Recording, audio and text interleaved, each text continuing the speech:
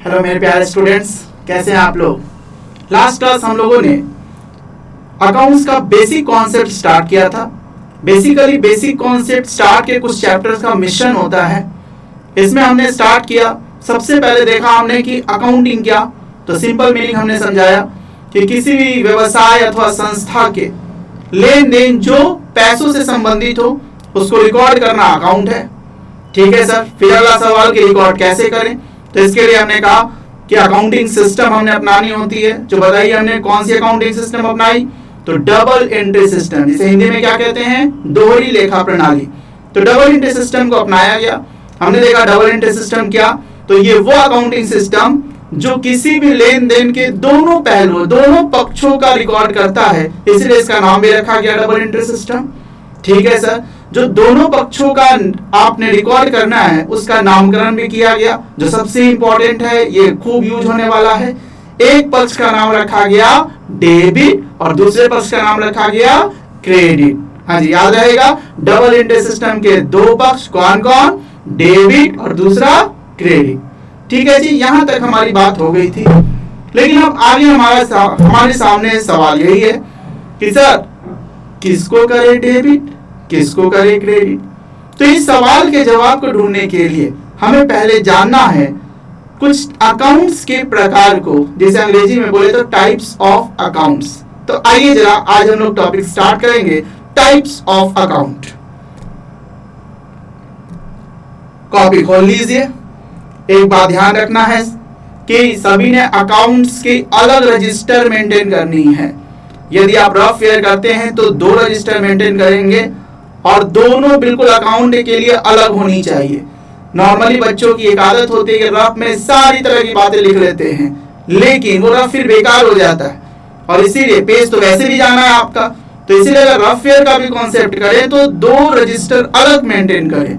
Accounts की बात सिर्फ एक सेपरेट रजिस्टर, अकाउंट्स की रजिस्टर में ही लिखी जानी चाहिए। ठीक है जी, तो उम्मीद करेंगे दो रजिस्टर आप जरूर मेंटेन कर लेंगे। आइए आज हम लोग शुरू कर रहे हैं टाइप्स ऑफ अकाउंट। तो एक हेडिंग डालेंगे,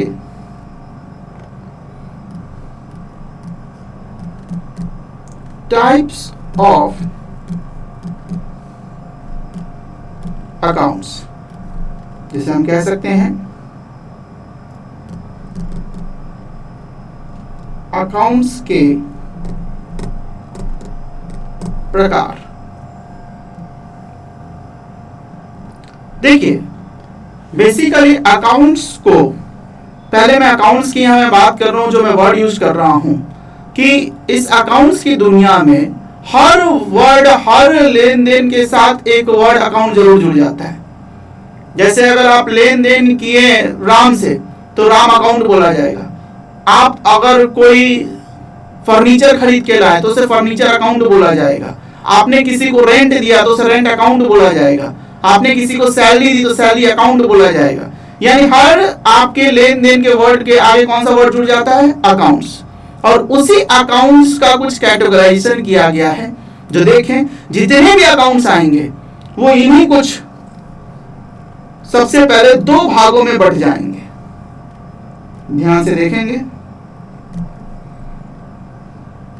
कि अकाउंट्स आपका सबसे पहले दो प्रकार का होगा, लिखेंगे। पहला होगा पर्सनल अकाउंट, जिसे हम लोग हिंदी में बोलेंगे व्यक्तिगत खाता।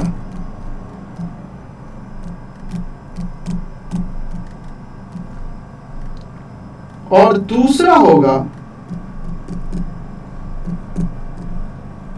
Impersonal account. दूसरा होगा इम्पर्सनल अकाउंट, जिसे हिंदी में बोलेंगे अव्यक्तिगत खाता।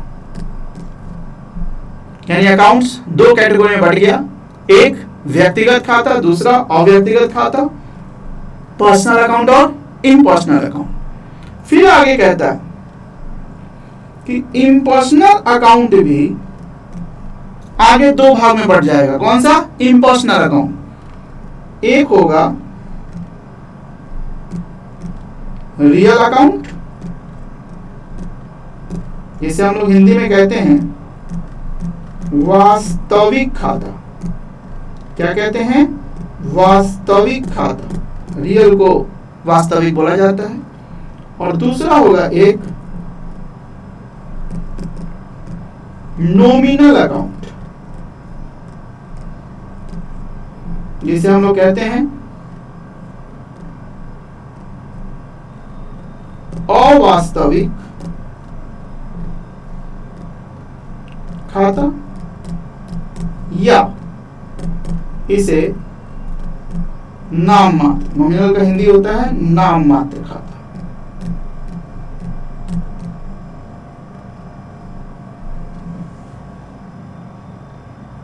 देखिए ध्यान से कि अकाउंट्स पहले दो भाग में बटा, पर्सनल और इम्पर्सनल। फिर इम्पर्सनल भी दो भाग में बटा, रियल अकाउंट और नॉमिनल अकाउंट। अगर इस तरह से देखा जाए तो बहुत लोग इसे सीधे तौर पे कह देते हैं कि अकाउंट्स तीन प्रकार के होंगे। कैसे? तो ये पहला पर्सनल अकाउंट, दूसरा रियल अकाउंट और तीसरा नॉमिनल अकाउंट। कुछ लोग कहते हैं कि नहीं, पहले दो प्रकार के फिर फर्दर, और कुछ लोग डायरेक्टली कह देते हैं कि अकाउंट्स कितने प्रकार के? तो तीन प्रकार के। कौन कौन? पर्सनल अकाउंट, रियल अकाउंट और नॉमिनल अकाउंट। उनकी बात भी बिल्कुल सही है। तो मेनली अकाउंट्स कितने भाग में बटा? तीन भाग में, पर्सनल अकाउंट, रियल अकाउंट और नॉमिनल अकाउंट। ठीक है जी, आइए अब थोड़ा जाने कि क्या है पर्सनल अकाउंट, क्या है रियल अकाउंट और क्या है नॉमिनल अकाउंट। पहले इसे फटाफट नोट कर लेंगे आप लोग।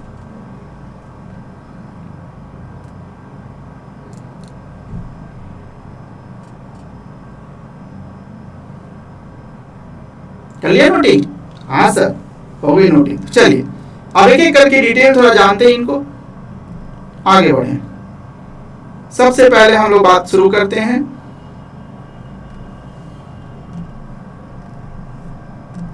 First personal account. हिंदी में क्या बोलते हैं इसे? व्यक्तिगत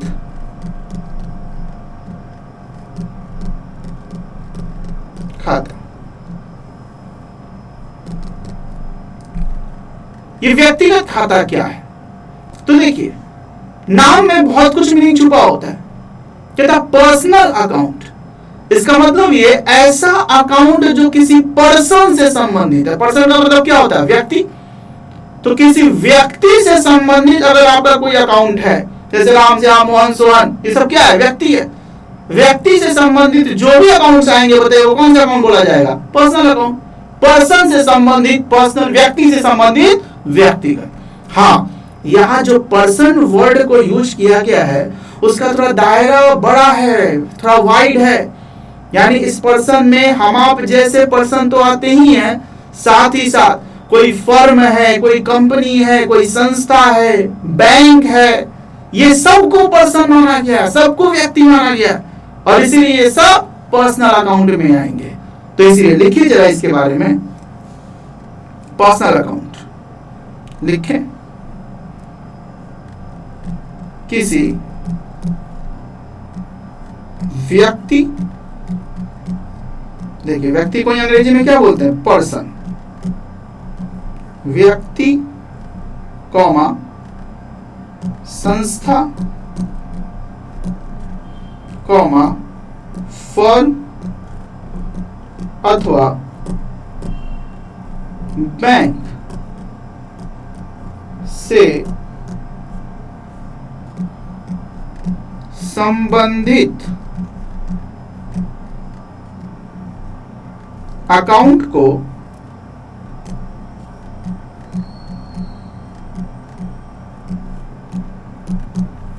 पर्सनल अकाउंट कहा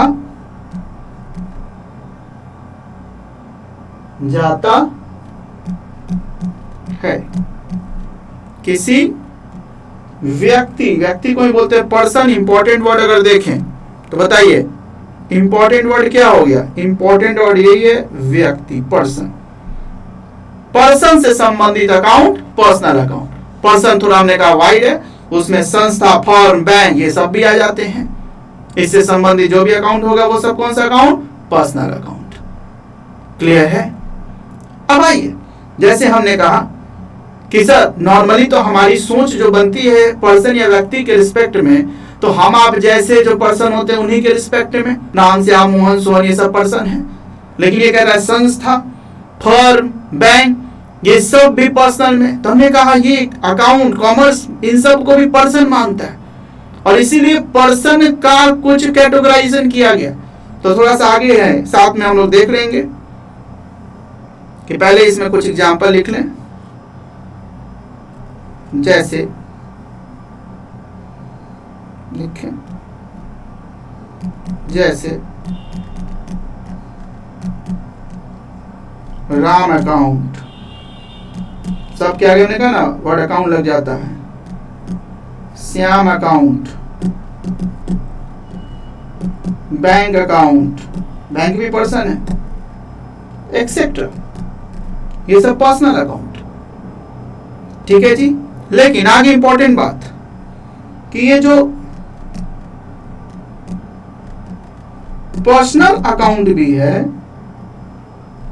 A/C का मतलब क्या होता है ध्यान रखेंगे। आगे ये अकाउंट का लैंग्वेज होता है, वैसे भी शॉर्टकट से आप बड़ी वाकिफ होते हैं। इसका मतलब होता है अकाउंट, A/C, इसका मतलब क्या होता है? अकाउंट। तो पर्सनल अकाउंट जो है उसको भी 3 कैटेगरी में बांटा गया है। ध्यान से देखेंगे, ऑब्जेक्टिव क्वेश्चन ऐसे कई बार आते हैं। एक होता है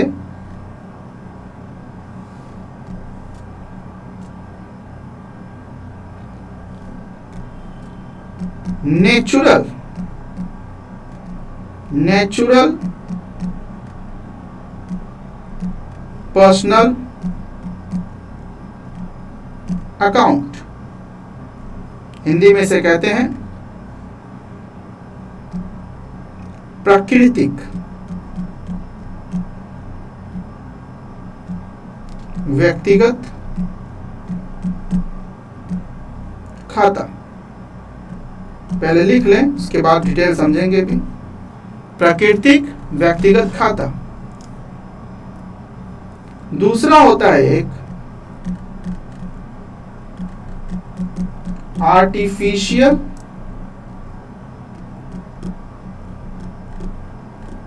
पर्सनल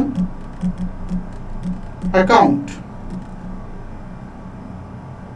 जिसे हिंदी में कहते हैं कृत्रिम। क्या कहते हैं? कृत्रिम, यानी बनावटी, आर्टिफिशियल उसी को अंग्रेजी में बोला जाता है। कृत्रिम व्यक्तिगत खाता। और एक और तीसरा वैरायटी होता है रिप्रेजेंटेटिव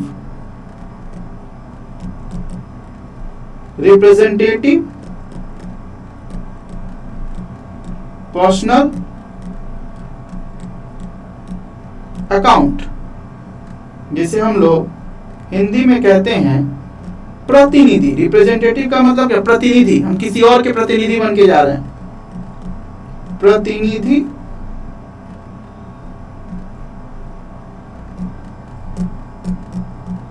व्यक्तिगत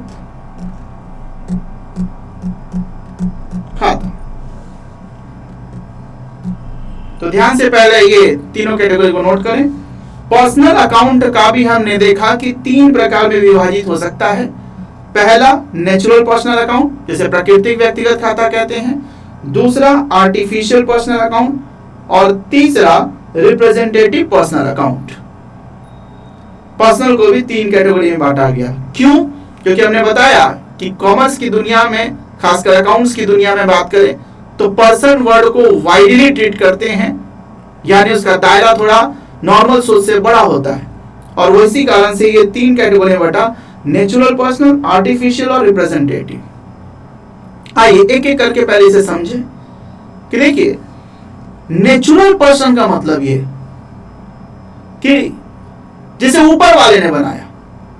नेचुरल चीज को बताइए क्या कहते हैं कि नेचुरल का मतलब है कि जिसको ऊपर वाले ने, जैसे हम आपको, इंसान को किसने बनाया? ऊपर वाले ने बनाया। तो हम आप जैसे पर्सन किस में आ जाएंगे? नेचुरल पर्सन में। लेकिन आर्टिफिशियल पर्सन का मतलब क्या? कि बनावटी, कृत्रिम, जिसको नीचे वाले ने बनाया। तो ऐसा व्यक्ति जिसको नीचे वाले ने बनाया उसको हम लोग कहते हैं आर्टिफिशियल पर्सन। जैसे हम आप जैसे राम श्याम मोहन सोहन, वो ऊपर वाले ने बनाया नेचुरल पर्सन।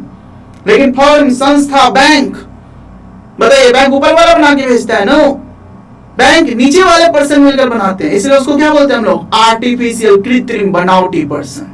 जैसे देखिए ध्यान से यहां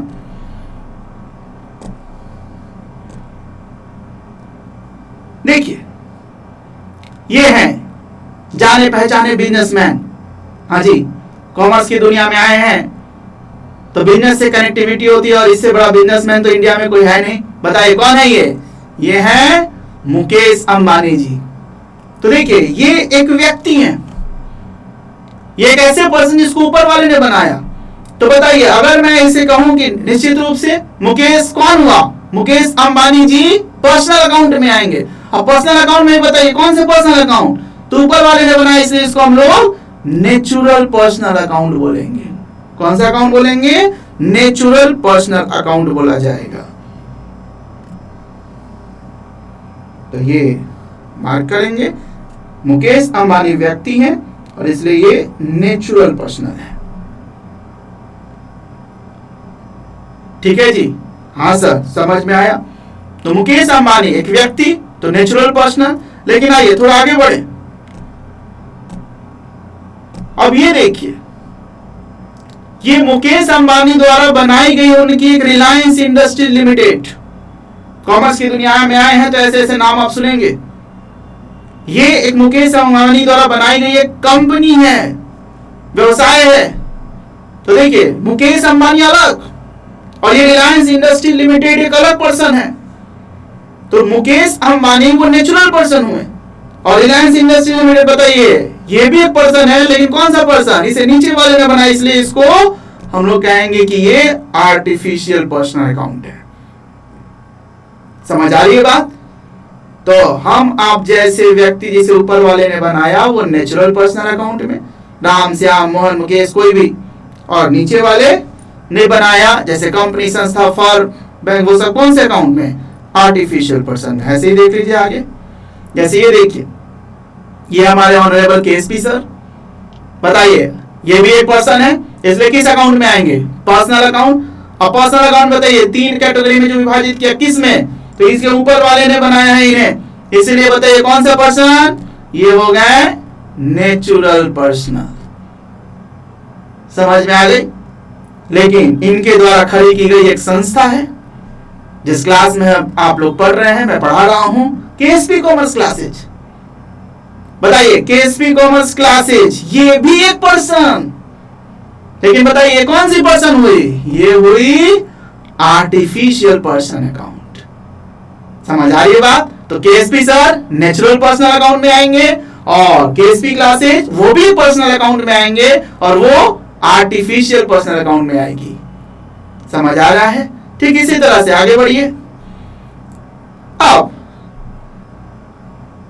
ये एक वर्ड हमने यहां पे लिखा है, हालांकि इन चीज वर्ड्स का डिटेल डिस्कशन हम लोग आगे करेंगे, कि आउटस्टैंडिंग सैलरी।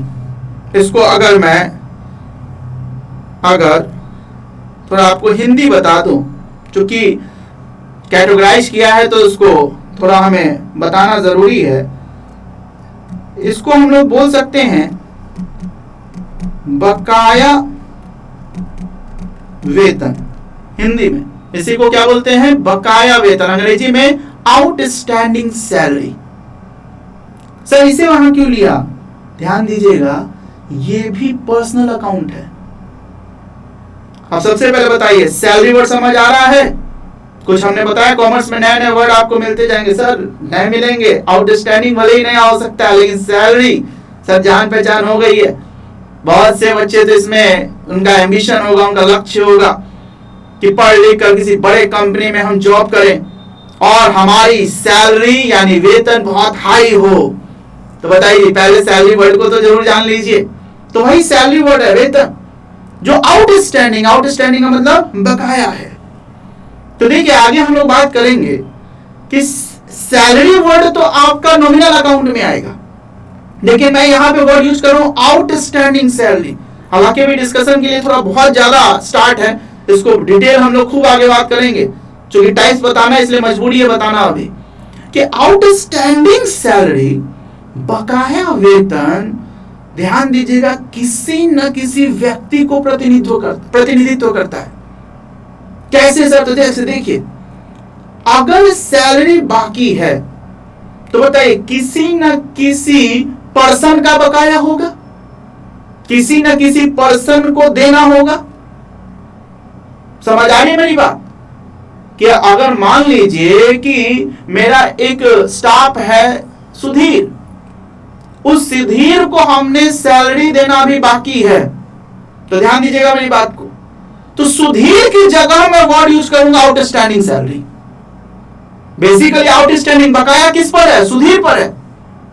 उसकी जगह मैं चाहूं तो हाँ वर्ड यूज कर सकता हूं, या तो मैं सीधा बोलूं कि सुधीर कहूं, सुधीर को पैसा देना है, और नहीं तो उसकी जगह मैं वर्ड यूज कर देता हूं आउटस्टैंडिंग सैलरी। तो यह कहीं ना कहीं आउटस्टैंडिंग सैलरी किसी व्यक्ति को प्रतिनिधित्व कर रहा है, और इसीलिए इस आउटस्टैंडिंग सैलरी को पर्सनल अकाउंट में रखा गया और इसके लिए नाम दिया गया रिप्रेजेंटेटिव पर्सनल अकाउंट। समझ आ रही है मेरी बात? क्यों? क्योंकि ये अकाउंट किसी व्यक्ति की प्रतिनिधि कर रहा है, व्यक्ति के बदले में आया। जैसे हमने कहा सुधीर की सैलरी बाकी है, तो सुधीर ना लिखकर मैं उसकी जगह क्या लिख रहा हूं? Outstanding salary. तो ये सुधीर जैसे व्यक्ति की प्रतिनिधि कर रहा है, इसीलिए इसको हम लोग रिप्रेजेंटेटिव पर्सनल अकाउंट बोलेंगे। ठीक इसी तरीके से एक और वर्ड देखें, प्रीपेड रेंट अकाउंट। अब देखिए प्रीपेड का मतलब क्या? तो देखिए ध्यान से, प्रीपेड का मतलब होता है प्री का मतलब होता है पूर्व, और इसलिए इसको बोलते हैं पूर्व दत्त, पहले ही। पूर्व का मतलब क्या होता है? पूर्व का मतलब पहले, एडवांस। एडवांस में ही। रेंट का मतलब क्या हुआ? रेंट का मतलब हो गया किराया। तो हमने समय से पहले ही किराया दे दिया। तो फिर ध्यान रखिएगा, प्रीपेड रेंट किसी न किसी व्यक्ति को दिया होगा या किसी व्यक्ति से लिया होगा। रेंट वर्ड अगर सिर्फ देखा जाए तो वो नॉमिनल अकाउंट में आगे उस पर चर्चा करेंगे, लेकिन प्रीपेड अगर लिख दिया तो वो किसी न किसी व्यक्ति की जगह ये वर्ड यूज होता है, और इसीलिए इसे भी हम लोग रिप्रेजेंटेटिव पर्सनल यानी प्रतिनिधि व्यक्तिगत खाता में रखते हैं। समझ आई बात? तो ध्यान रखेंगे, सैलरी और रेंट ये वर्ड आगे हम लोग पढ़ेंगे, नॉमिनल अकाउंट में चले जाते हैं, लेकिन सैलरी रेंट ऐसे वर्ड के आगे अगर कोई वर्ड पीछे जुड़ गया, जैसे आउटस्टैंडिंग या प्रीपेड, तो वो किसी न किसी व्यक्ति को प्रतिनिधित्व करता है, इसलिए इसको हम लोग प्रतिनिधि व्यक्तिगत खाता यानी रिप्रेजेंटेटिव पर्सनल अकाउंट में दिखाते हैं। तो देखिए ये किस में आ जाएगा? तो ये दोनों आ जाते हैं रिप्रेजेंटेटिव पर्सनल अकाउंट में। आ रही बात समझ में थोड़ी थोड़ी? तो यहां पे हमने देखा पर्सनल अकाउंट भी 3 कैटेगरी में विभाजित हुआ। पहला नेचुरल पर्सनल अकाउंट, दूसरा आपका आर्टिफिशियल पर्सनल अकाउंट, नेचुरल जिसे ऊपर वाले ने बनाया, आर्टिफिशियल जिसे नीचे वाले ने बनाया, और तीसरा रिप्रेजेंटेटिव पर्सनल अकाउंट जो बेसिकली किसी व्यक्ति की प्रतिनिधि करता है ये वर्ड, इसलिए इसको हम लोग रिप्रेजेंटेटिव पर्सनल अकाउंट में रखते हैं। समझ आ रही है बात? तो चलिए आगे बढ़े। तो आइए जरा थोड़ा सा यहां जो हमने लिखा उसके एग्जाम्पल में लिख लेंगे। जैसे हमने पहले लिखा नेचुरल पर्सनल अकाउंट, आपने लिखा होगा। तो नेचुरल पर्सनल अकाउंट में बताइए, एग्जाम्पल लिखें। इसमें लिख सकते हैं Ram, Shyam, Mohan,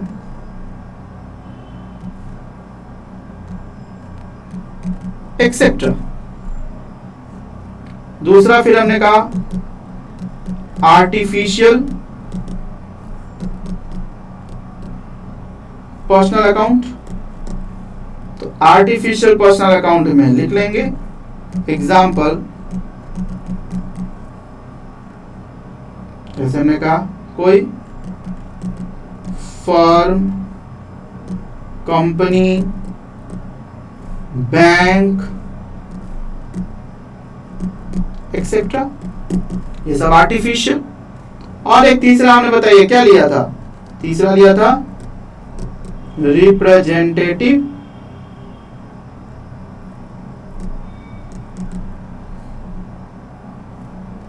personal account. Representative personal account में फॉर एग्जांपल जैसे हमने लिया आउटस्टैंडिंग सैलरी। मैं फिर कह रहा हूं, इसके बारे में थोड़ा आगे बात करेंगे। Prepaid rent, prepaid insurance, insurance तो जानते होंगे आप लोग, एक्सेट्रा। ये 3 वैरायटी का कुछ एग्जांपल नोट कर लेंगे आप लोग। तो बताइए पर्सनल अकाउंट क्लियर है कि पर्सनल अकाउंट हमने कहा पर्सन से संबंधित अकाउंट पर्सनल अकाउंट। पर्सन में हमने कहा था वाइट, पर्सन में संस्था, फर्म, बैंक ये सब आपके इंक्लूड हो जाते हैं। इसलिए हमने डेफिनेशन में क्या लिखाया, किसी व्यक्ति, फर्म, संस्था अथवा बैंक से संबंधित अकाउंट को हम लोग पर्सनल अकाउंट कहते हैं। पर्सनल अकाउंट को 3 भाग में बांट दिया, natural personal account, artificial personal account और रिप्रेजेंटेटिव पर्सनल अकाउंट। हाँ जी, क्लियर हो रहा है ये? तो बस ये बात है आपकी पर्सनल अकाउंट की। चलिए आगे बढ़े। हाँ सर, आइए अब बात करें हम लोग दूसरा। बताइए दूसरा टाइप क्या है? Real account. क्या है? Real account. बताइए रियल अकाउंट को हिंदी में क्या कहते हैं? वास्तविक खाता। अब सर ये रियल अकाउंट क्या है? तो देखिए पर्सनल अकाउंट का अगर कीवर्ड एक वर्ड पकड़े तो क्या? पर्सन से संबंधित अकाउंट पर्सनल अकाउंट था। ठीक उसी तरह से अगर मैं रियल अकाउंट की बात करूं तो कहता है किसी भी संपत्ति से संबंधित, एक वर्ड मैं यूज कर रहा हूं, संपत्ति। संपत्ति को अंग्रेजी में बोलते हैं एसेट्स। क्या बोलते हैं उसको? एसेट्स। जैसे कोई भी संपत्ति, हमारी बिल्डिंग, हमारा कार, हमारा ये मॉनिटर, ऐसे कोई भी संपत्ति, कैश सबसे बड़ी संपत्ति होती है। इनसे संबंधित जो भी, कोई भी संपत्ति से संबंधित अकाउंट जो आपकी संपत्ति है, उनसे संबंधित जो भी अकाउंट्स होगा, बताइए वो कौन सा होगा? Real account. तो लिख लें, लिखें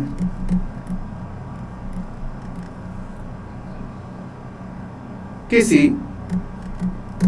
संपत्ति, जिसको अंग्रेजी में बोलते हैं असेट्स। ये सब इंपॉर्टेंट वर्ड है, इसलिए थोड़ा सा अंग्रेजी भी इसका जरूर आप लोग लिखते चलेंगे और इसको थोड़ा याद भी रखेंगे। किसी संपत्ति से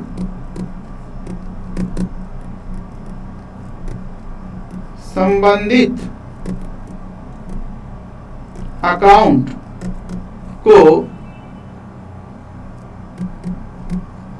रियल अकाउंट कहा जाता है। किसी संपत्ति से संबंधित अकाउंट को रियल अकाउंट कहा जाता है। ठीक है जी, इंपॉर्टेंट वर्ड क्या हुआ? संपत्ति। जैसे, ठीक है, जैसे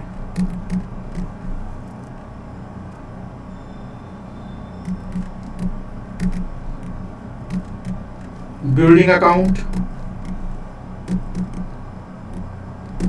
फर्नीचर अकाउंट,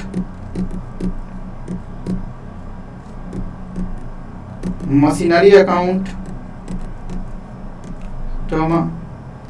कैश अकाउंट। कुछ नया नया वर्ड में मैं दिखा रहा हूं, लिख लीजिएगा। Goodwill account, copyright account, patent account, ये सब हमारी संपत्ति है। कुछ नाम आपके जाने पहचानेंगे और कुछ अभी कुछ नए नए से लग रहे होंगे, सबकी बात करेंगे हम लोग अभी। तो देखिए रियल अकाउंट का मतलब क्या, तो सिंपल मतलब असेट्स, संपत्ति से संबंधित किसी भी अकाउंट्स को हम लोग रियल अकाउंट कहते हैं। अब थोड़ी बात और इससे संबंधित कि आपके जो असेट्स होते हैं, असेट्स का मतलब क्या, संपत्ति, कहते हैं वो भी दो प्रकार के हो सकते हैं। जो असेट्स हैं वो भी दो प्रकार के हो सकते हैं, लिखते चलिएगा। एक होता है टैंजिबल एसेट्स, जिसे हम लोग हिंदी में कहते हैं मूर्त संपत्ति। क्या कहते हैं, मूर्त संपत्ति। और दूसरा होता है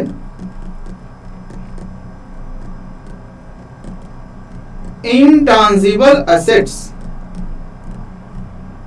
जिसे हम लोग हिंदी में कहते हैं अमूर्त संपत्ति।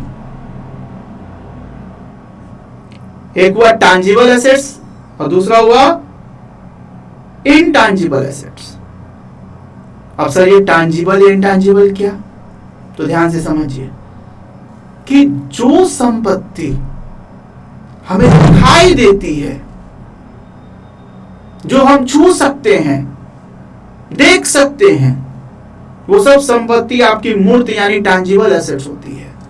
लेकिन बहुत सी ऐसी भी संपत्ति होती है जो न दिखाई देती है, ना हम उसे छू सकते हैं, लेकिन फिर भी वो हमारी संपत्ति है।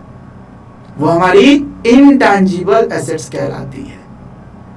तो जिसे छुआ या देखा जा सके वो टैंजिबल, और जिसे न छुआ न देखा जा सके वो हमारा इंटैंजिबल एसेट्स। जैसे आइए देखें यहां पे, जैसे देखिए ये एक बिल्डिंग है, अपनी केएसपी क्लासेस की ही बिल्डिंग है, हमने अपनी क्लास की ये बिल्डिंग। बताइए ये बिल्डिंग दिखता है या नहीं? हाँ सर दिखता है, इसे आप देख सकते हैं। ये बताइए ये सबसे पहले हमारी संपत्ति है ये? हाँ सर। देखा भी जा सकता है, छुआ भी जा सकता है? हाँ सर बिल्कुल। तो बताइए कौन सा एसेट्स हुआ? ये टैंजिबल एसेट्स हुआ। दूसरी तरफ देखिए, ये अपने ऑफिस का फोटो। इस ऑफिस में देखिए क्या है, फर्नीचर, अलमीरा बना हुआ है, टेबल है, चेयर है। बताइए ये सबको हम क्या बोलते हैं? इन सबको हम बोलते हैं फर्नीचर। तो एक तरफ हमारी बिल्डिंग, एक तरफ हमारा फर्नीचर, ये सब हमारी संपत्ति है। और ये संपत्ति बताइए आप देख भी सकते हो, छू भी सकते हैं। इसीलिए बोलिए ये कौन सा एसेट्स? कौन सा एसेट्स? Tangible assets. तो देखिए देख सकते हैं बिल्डिंग, फर्नीचर, ये सब हमारे टैंजिबल। क्यों? क्योंकि इसको देखा छुआ जा सकता है। ठीक इसी प्रकार आगे बढ़े। ये बताइए क्या है? एक कार है। बताइए कार संपत्ति होती है या नहीं? हाँ सर होती है। क्या आप इस कार को देख सकते हैं? हाँ। क्या छू सकते हैं? हाँ। तो बताइए कौन सा एसेट्स? Tangible assets. समझ आ रही है बात? तो आपकी बिल्डिंग, फर्नीचर, मशीनरी, कार, ये सब संपत्ति जिसे देखा और छुआ जा सकता है, इसलिए ये टैंजिबल एसेट्स में आते हैं। लेकिन आगे बढ़िए, ये देखिए गुडविल वर्ड लिखा। सच पूछिए तो सर बिल्डिंग का फोटो दिखाया, फर्नीचर का फोटो दिखाया, इसलिए क्योंकि केएसपी क्लासेस का फोटो तक खींच के डाल दिया, कार का फोटो दिखाया, गुडविल का फोटो क्यों नहीं दिखाया? दोस्त, क्योंकि बिल्डिंग को देखा जा सकता है, फर्नीचर को देखा जा सकता है, कार को देखा जा सकता है, इसलिए हमने उसका फोटो खींचा आपको दिखाया। लेकिन गुडविल एक ऐसी संपत्ति जिसको देखा नहीं जा सकता। अगर देखा जा सकता तो विश्वास जानिए हम उसका भी फोटो लेके यहां रखते हैं, लेकिन ये ऐसी संपत्ति है जिसको देखा नहीं जा सकता। सर वैसे ये गुडविल होता क्या है? बिल्डिंग, फर्नीचर और कार के बारे में तो जानते हैं, लेकिन ये गुडविल क्या है? देखिए, गुडविल किसी भी बिजनेस की बहुत इंपॉर्टेंट संपत्ति होती है। आप कभी सोचिएगा कि मोहल्ले का एक हमारा सोने का व्यापारी था, ज्वेलरी बिजनेस था। अब वो बूढ़ा हो चुका था, इसलिए वो सोचा कि अब मैं ये बिजनेस नहीं करूंगा। हालांकि सालों साल से, 25 साल से वो दुकान है, तो सोचता है कि मैं अब अपनी इस दुकान को बेच देता हूं। उसने कहा ठीक है। उसने अनाउंसमेंट कर दी कि मैं अपनी इस दुकान को बेचना चाहता हूं, खरीदार हमसे संपर्क करें। जैसे अनाउंसमेंट हुई, कई खरीदार पहुंचे। एक व्यक्ति कहा कि हाँ जी, हमें ये दुकान चाहिए। बोला बताइए कितने में बेचिएगा? तो ध्यान दीजिए, उसके दुकान में कुछ फर्नीचर था, मान लीजिए 2 लाख रुपए का। उसमें ज्वेलरी थी, मान लीजिए 10 लाख रुपए की, और भी कुछ छोटे मोटे सामान थे जो 1 लाख रुपए के थे। और इस तरह से पूरे दुकान का हर संपत्ति की कीमत अगर जोड़ दी गई तो 13 लाख रुपए की हुई। कितने की हुई? 13 लाख रुपए की। दुकान की सारी संपत्ति 13 लाख रुपए की। बोला हम अपना दुकान बेचते हैं। बोला ठीक है, लेकिन दुकानदार ने इसकी कीमत बोली कि मैं 25 लाख रुपए लूंगा। वो व्यक्ति जो खरीदार था वो एकदम से चौंक रहा, क्या बात करते हैं सर, एक एक सामान का तो दाम जोड़ लिया गया। ज्वेलरी है, आपका फर्नीचर है, आपके कुछ और भी सामान है, सबका हमने दाम जोड़ लिया और सबका दाम 13 लाख रुपया। तो आप 12 लाख रुपया बढ़ाकर क्यों मांग रहे हैं? 25 लाख रुपए क्यों मांग रहे हैं?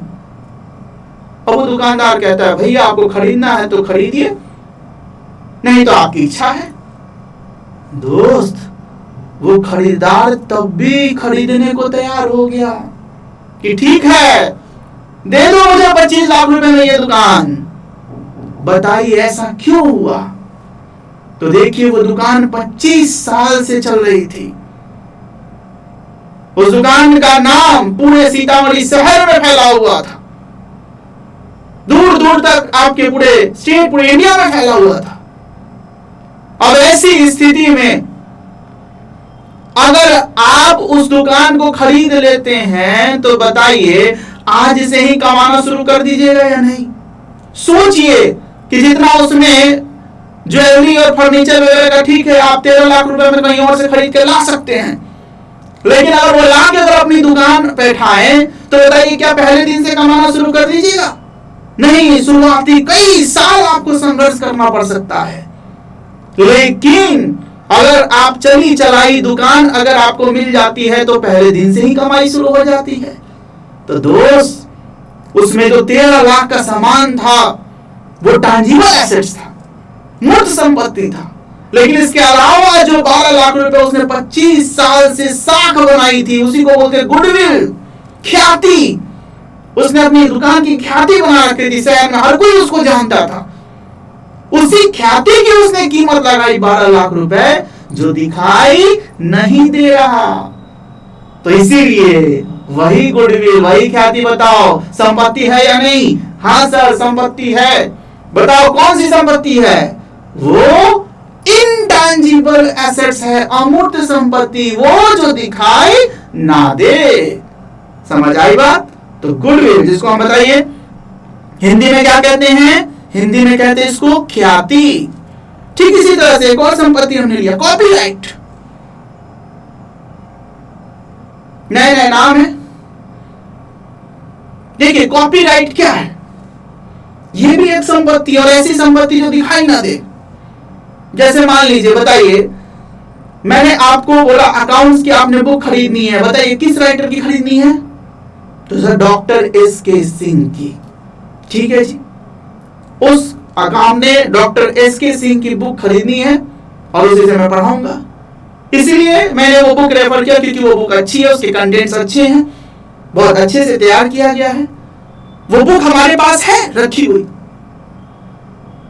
अब मैं ये सोच रहा हूं कि मेरे पास एक फोटोकॉपी मशीन भी है, प्रिंटिंग मशीन भी है, क्यों ना मैं इस बुक को फटाफट छाप दूं और उसमें नाम डॉक्टर एसके सिंह की जगह अपना नाम लिख दूं, श्री आनंद मोहन। बताइए क्या मैं ऐसा कर सकता हूं? नहीं कर सकता। सर आप अच्छे इंसान है इसलिए नहीं, अच्छे इंसान के साथ साथ कानूनी रूप से भी मैं बाध्य हूं, मैं ऐसा काम नहीं कर सकता। क्यों? क्योंकि डॉक्टर एसके सिंह जी ने उस बुक को रजिस्टर्ड करा रखा है, जिसे हम लोग कॉपीराइट कहते हैं। एक तरह का वो पंजीकरण होता है जो सरकार के अधीन किया जाता है, और इससे उनको उसका अधिकार मिल गया, कॉपीराइट, जिसको प्रतिलिपि अधिकार कहते हैं। उस अधिकार के कारण उसके लिखी हुई हर बात पे उनका अधिकार है, वो बुक वही निकाल सकते हैं। और इस कारण जो बुक छापता है, जिस पब्लिकेशन का नाम है एसबीपीडी पब्लिकेशन, वो एसबीपीडी पब्लिकेशन उनको इसकी कीमत चुकाता है, जबकि पूरे छापने का खर्चा एसबीपीडी पब्लिकेशन का होता है। लेकिन सिर्फ उस बुक का कॉपीराइट उनके पास है, उस कॉपीराइट को खरीदने के लिए उसकी कीमत चुका रहा है। तो बताइए कॉपीराइट भी एक अपने आप में संपत्ति हुई या नहीं हुई? हाँ सर। बताइए क्या वो कॉपीराइट दिखाई दे रहा है? नहीं। इसलिए बताइए कौन सी संपत्ति हुई वो? इंटैंजिबल यानी अमूर्त संपत्ति। तो देखिए इन दोनों को कहा जा सकता है इंटैंजिबल एसेट्स। ऐसे एक पेटेंट्स होते हैं और भी सारे संपत्ति हम लोग देखेंगे। तो सिंपली बताया हमने कि एसेट्स दो प्रकार के हुए, टैंजिबल एंड इनटैंजिबल। टैंजिबल का मतलब जिसे देखा और छुआ जा सके वो टैंजिबल, और जिसे ना देखा ना छुआ जा सके वो इनटैंजिबल। Is that clear? तो आइए देखें, लिख लीजिए 2 लाइन लिखें। पहला एसेट्स का जो टाइप लिखा है उसके बारे में, टैंजिबल एसेट्स लिखें, जिसे हम हिंदी में क्या कहते हैं?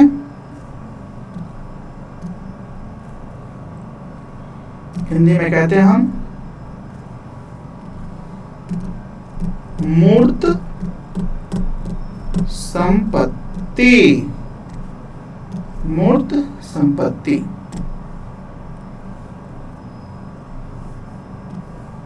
आइए लिखिए,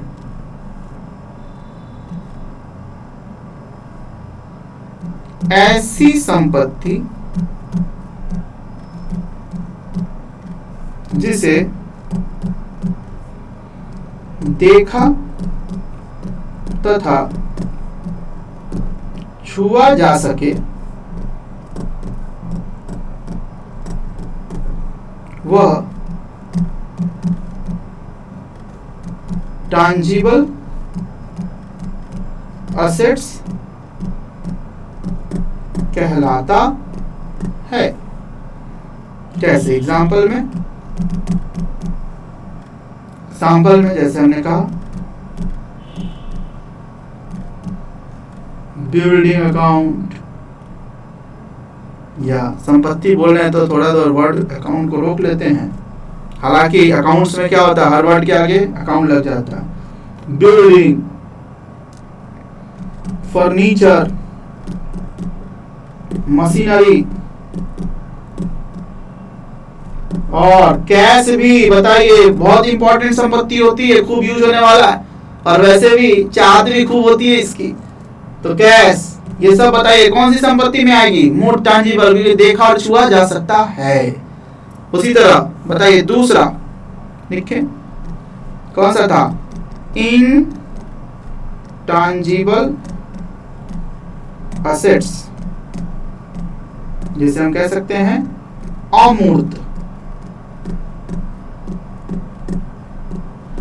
संपत्ति। ठीक, तो बताइए बड़ा सिंपल मीनिंग हो गया इसका। अमूर्त का मतलब ऐसी संपत्ति जिसे देखा और छुआ नहीं जा सके, इंपॉर्टेंट वर्ड क्या हो गया, नहीं, नहीं जा सके, कमा वह इंटांजिबल असेट्स कहलाता है। ठीक, जैसे एग्जाम्पल लिख लें, गुडविल, कॉपीराइट, पेटेंट एक्सेट्रा। यहां भी एक्सेट्रा लगा देंगे। तो बताइए ये है टांजिबल और ये इनटांजिबल। समझ आ रहा होगा? हाँ सर, लिख लीजिएगा ठीक से।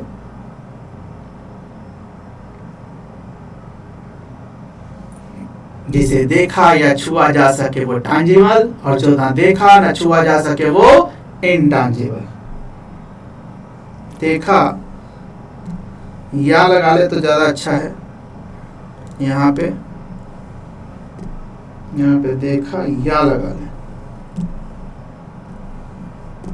या ऐसी संपत्ति देखा या छुआ नहीं जा सके उसे इनटांजिबल एसेट्स कहते हैं। तो देखिए दो वैरायटी, दो टाइप्स हम लोगों ने कवर कर लिया। एक पर्सनल अकाउंट, पर्सन से संबंधित, और दूसरा रियल अकाउंट, संपत्ति से संबंधित। हाँ, थोड़ा उसको डिटेल देख लिया हमने। बताइए तीसरी वैरायटी कौन सी थी? तीसरा था नॉमिनल अकाउंट, नाम मात्र खाता। आइए जरा उसके बारे में भी जाने। तो लिखिए नेक्स्ट पेज।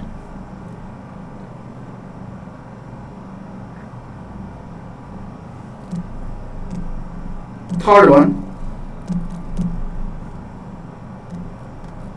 नॉमिनल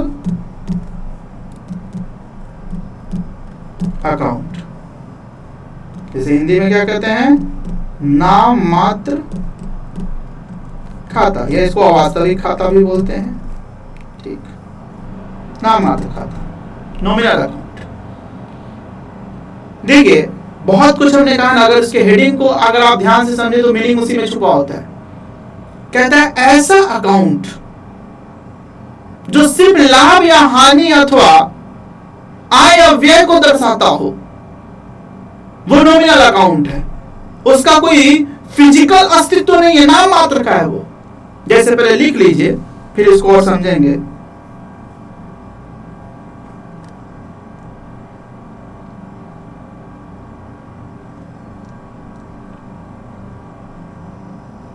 लिखें व्यय या हानि, व्यय या हानि, इसको बताइए अंग्रेजी में क्या बोलते हैं, एक्सपेंसेज। व्यय को बोलते हैं एक्सपेंसेज, या हानि को अंग्रेजी में बोलते हैं लॉस, अथवा आय या लाभ, जिसको आय को बोलते हैं इनकम या लाभ को बोलते हैं प्रॉफिट। ठीक है, व्यय हानि जिसको इंग्लिश में इनकम एक्सपेंसेस लॉस, अथवा आय या लाभ जिसको इनकम या प्रॉफिट बोलते हैं, से संबंधित अकाउंट को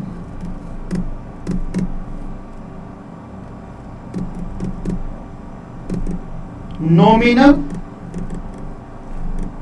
अकाउंट कहा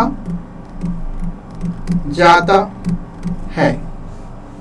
व्यय हानि या आय लाभ से संबंधित अकाउंट को, जिसको अंग्रेजी में कह सकते हैं एक्सपेंसेस या लॉस, अथवा इनकम या प्रॉफिट से संबंधित अकाउंट को नॉमिनल अकाउंट कहा जाता है।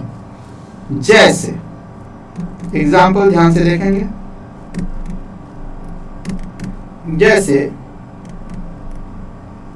Rent account. बताइए रेंट क्या है? किराया। नए नए वर्ड है इसलिए थोड़ा हिंदी भी समझेंगे। किराया।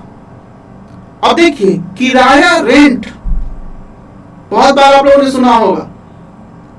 वो ऐसा वर्ड है जो केवल आपके लाभ या हानि या खर्चे को दर्शा सकता है। उसका कोई अगर देखें तो फिजिकल अस्तित्व नहीं होता। जैसे सोचिए, मान लीजिए आपके पापा के पास कोई एक अलग आपका कोई दुकान है जिसको उन्होंने किराए पे लगा रखा है। आपको भेजते हैं कि जाओ बेटा जरा उस दुकान का किराया लेके आ जाओ। आप जाते हैं, दुकानदार से आपने किराया मांग लिया, किराया लेकर आप आ गए, पापा से मिला, पापा ने पूछा बेटा रेंट ले आए? आपने कहा हाँ रेंट ले आए, कहा दो।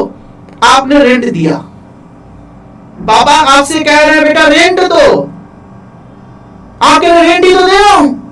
पापा कह रहे हैं ये तो बेटा कैश है, आप तो रुपया लेके आए होंगे ना, ये तो बेटा कैश है, रेंट कहां है? आप कहते यही तो रेंट है। तो बताइए जी, दिख तो कैश रहा है, रुपया रहा है, जबकि आप उसको बोल रहे हैं रेंट।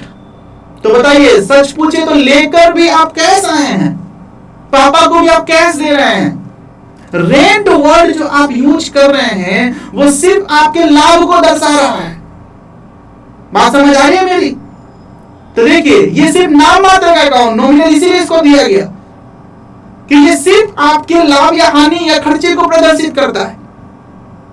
उसी प्रकार यही रेंट अगर आपको देना पड़ गया, क्या आप मान लीजिए पढ़ाई करने के लिए कोई रूम लेके रहते हैं और उसका आप किराया देते हैं, तो वहीं फिर वो आप यूज करेंगे कि रेंट हमने दिया, किराया दिया। बताइए, लेकिन दिया एग्जैक्टली आपने कैश, और वो रेंट बताइए आपके लिए खर्चे को संबोधित करेगा। तो रेंट कहीं दिखा नहीं, आया या गया कैश। लेकिन बताइए, वो जब आप रेंट लेते हैं तो लाभ को प्रदर्शित करता है, और आप देते हैं तो आपके खर्चे को प्रदर्शित करता है। तो इसीलिए इसको नॉमिनल अकाउंट में रखा जाता है। Is that clear? समझ आ रही है बात? तो देखिए, इसी प्रकार से जैसे रेंट अकाउंट है, सैलरी अकाउंट हो सकता है, सैलरी को वेतन बोला जाता है। डिस्काउंट अकाउंट हो सकता है, डिस्काउंट को बेसिकली छूट बोलते हैं हम लोग। इंटरेस्ट अकाउंट हो सकता है। ये क्या होता है? इंटरेस्ट क्या होता है? ब्याज। बैंक में सुनते हैं ना ब्याज। तो ये वो सब नाम है जो लाभ या हानि को दर्शाते हैं। बताइए, सैलरी में देना लेना तो कैसे होता है? सैलरी सिर्फ देते हैं तो खर्चा, और मिलता है तो लाभ को दर्शाता है। छूट, बताइए, छूट प्राप्त किया, क्या प्राप्त किया? कुछ मिला क्या? नहीं, कैश कम देना पड़ा। तो इसलिए बताइए, छूट भी मिला तो लाभ, और अगर छूट देना पड़ा तो आपके हानि को दर्शाता है। ठीक उसी तरह से ब्याज, मिलता तो कैश है, देते तो कैश है, लेकिन ये सिर्फ लाभ या हानि को दर्शाता है। बताइए, इसीलिए ये सब किस अकाउंट में आएगा? नॉमिनल अकाउंट में आएगा, एक्सेट्रा। तो नॉमिनल अकाउंट इसीलिए इसका नाम रखा गया नाम मात्र, क्योंकि ये सिर्फ लाभ या हानि को दर्शाता है, इसका कोई फिजिकल अस्तित्व नहीं होता है, नाम मात्र का अकाउंट है। तो ये है हमारे अकाउंट के प्रकार। बताइए, तीनों प्रकार क्लियर हुए? कौन कौन से थे? पर्सनल अकाउंट, रियल अकाउंट और नॉमिनल अकाउंट। सबकी नोटिंग उम्मीद है आपने अच्छे से की होगी। तो देखिए, ये अकाउंट का प्रकार हम लोगों का बेसिक चल रहा है, ये बहुत जरूरी पढ़ने वाला आगे, क्योंकि जो भी वर्ड आएगा वो या तो पर्सनल होगा, या रियल होगा, या नॉमिनल होगा।